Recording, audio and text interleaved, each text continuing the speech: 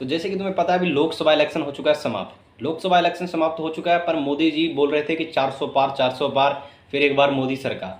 पर इस बार लग रहा है मोदी सरकार नहीं आएगी, क्योंकि जिनके साथ गठजोड़ कर रहे हैं वो जेडीयू वाले चाचा हैं, वो कभी भी पलट जाते हैं। जैसे बिहार में कभी भी ब्रिज बनकर डूब जाता है ना, वैसे वो चाचा है बिहार के ब्रिज की तरह, कभी किधर करवट ले ले कुछ पता नहीं है। और अभी तो खबर ये भी सामने सुनने को आ रही थी कि तेजस्वी यादव और नीतीश कुमार एक ही फ्लाइट से निकले हैं दिल्ली के लिए। अब दिल्ली में क्या खिचड़ी पकड़ा है ये तो तुम सबको पता है कि बहुत बढ़िया ही खिचड़ी पकड़ा होगा, इतने जनों का है तो खिचड़ी तो बहुत तगड़ा पकड़ा है। अब देखना ये होगा 8 जून को कि किसकी सरकार बनती है, क्योंकि सरकार, देखो सरकार ऐसा है ना, वो गठजोड़ में बन रहा है, बहुमत में किसी की नहीं है। हो सकता है कि 1-1.5 साल बाद ये भी सुनने को मिले कि सरकार फिर से भंग हो गई, नई सरकार बन जाएगी।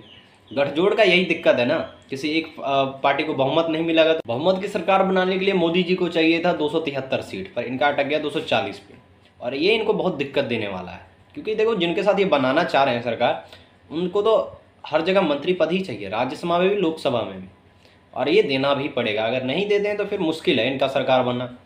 क्योंकि देखो यही होता है, जब बहुमत नहीं आता है ना तो यही होता है, और फैसले भी मुश्किल होंगे।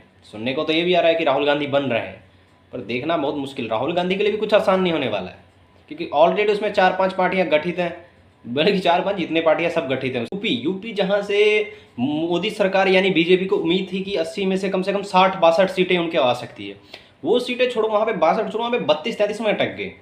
क्योंकि मेन वहाँ से था ना यार। देखो अभी अगर वहाँ से सीटें आ जाती तो इनका सरकार आसानी से बन जाता, पर वहाँ से सीटें ना आने की वजह से इनको काफ़ी ज़्यादा उस घाटा सहना पड़ा है, और इनकी अभी सरकार बनने में काफ़ी दिक्कतें हो रही।